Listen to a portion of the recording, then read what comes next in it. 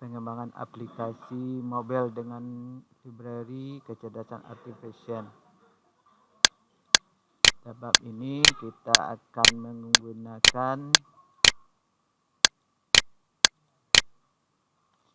memulai project dengan menggunakan aplikasi app inspector. Itu kita bisa mulai dengan project ini.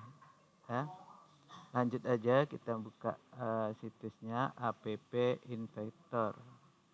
Websitenya kalian ketik saja, kalau tidak ketemu boleh dari Google atau ketik saja appinventor.meet.edu. Oke, nah ini tampilan awal dari website app inspector. Di sini kita akan langsung belajar coding mobile secara online. Pertama, terlebih dulu kita harus login. Di sini kita buat akunnya dulu. Ini coba akun. Boleh kita langsung via email. Project pertama nanti akan kita mulai dengan My Project,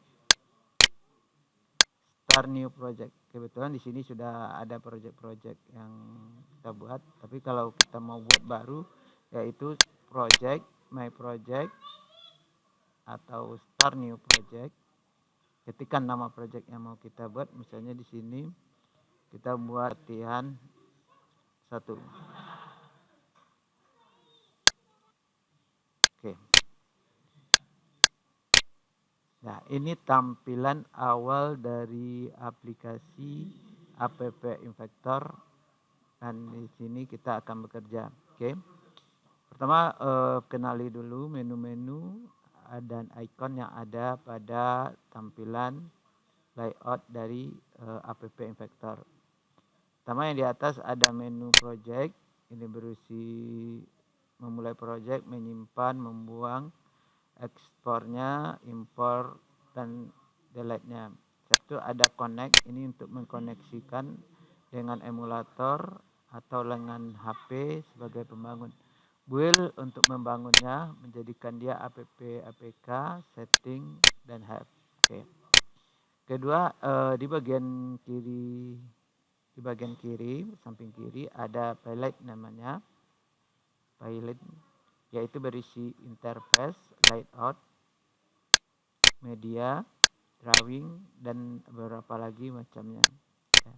Sini kita akan bekerja menggunakan icon-icon yang ada di sini. Setelah ada view.